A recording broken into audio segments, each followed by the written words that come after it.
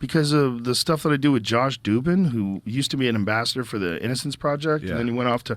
He's released dozens of these people, and the stories are horrible. Well, you're crying. I might have heard one you had on here. I've had a few. It's a guy with a little girl, and it was DNA reversed it. Maybe it was on here. Yes, there's been a bunch of them. They're like, we saw you with her the last time. That was all it took. Yeah. And then they found he couldn't afford DNA testing or something. Well, there's one guy who was an immigrant who walked into a trailer after this woman had murdered someone, and his footprints got everywhere, and they blamed him, and he was in jail for 20 years. Like that kind of shit. Why is he walking around? Well, it's like, what the fuck's going on? Like, imagine he's checking up on it. Check in on people, and you open the door, and someone's been knifed to death. And you're like, holy shit. And you're just realizing, you're trying to turn the lights on. Like, what the fuck's going on? And he's an illegal immigrant. He's from another country. Yeah, so he tried to hide. And then the woman blames it on him, and it's just crazy.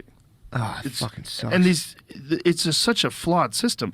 And the thing is, like, there's an incentive for a prosecutor once they're starting to try a case. They want to win that fucking case. They got a record. They have a reputation. And so they're trying to win. And when it's like a government prosecutor or, like a district attorney, and they know there's some information that would exonerate that person, they're just like, they don't give a fuck. That seems like a problem, making it like competitive for lawyers. It's very bad. To be like, I want to win, or like DAs that are like, I arrested the most people. Exactly. It's like, yeah. Right. Then they run for office, and it's like, remember that? And they're like, I was tough on crime, and then all of a sudden, 10 years later, being tough on crime is racist. You're like, I wasn't tough on crime. Now I'm the vice president. Yeah, man. I didn't call them super criminals. Super predators. Super predators is nuts. That's crazy. That's crazy. He's getting jammed up on like manila folders when he was like kissing 12-year-old girls on camera. I don't know Joe Biden. jack. I don't know jack shit about politics, but if I had to guess, they're trying to get rid of him. Yeah. That's what my guess would be. They're trying to get rid of him. If all of a sudden his own aides are sending these, instead of like taking these classified documents which you have located and go, well, let's not do that again, and fucking locking them up somewhere. His own aides self-reporting. Dude, come on. That sounds sus. Well, no one self-reported that fucking laptop.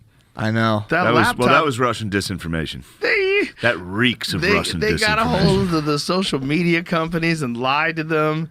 They did whatever the fuck they could to keep that from happening. And even this, they discovered this before the midterms.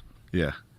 So they didn't release the information until after the midterms. I mean, dude, everyone said this a million times with like the news. If that was flip-flopped, if it was, Trump's kid, that would have been all over. It would have been like, this is the fate of our democracy, rest in the sons of the blah, blah, blah, 100%. blah, blah. And the media would have gone right along with it. Yeah, and it's like so obvious, and it sounds trite, but it's like, dude, why did what's the incentive to be like, nah, fuck that guy, not that guy? It's like, that kind of freaks me out. Dude, there's a bunch of us that are just unrepresented. It's the reasonable middle.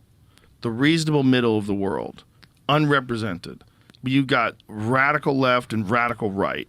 You got people that are all in on the Republican Party, and you should never get an abortion even if you've been raped. You got wild shit on that side, and on the other side, you got men can get pregnant. You got all this chaos. You got FTX. So he was just making mistakes. No big deal. We should barely even attack him. We don't even need to bring him in. Come on, guys. Yeah, why wouldn't they? Why would they let that guy off the hook? The number 2 donor to the Democratic Party. Oh, duh. Number 2. Yikes. Just by George Soros. And they're like, whatever. No one's freaking out.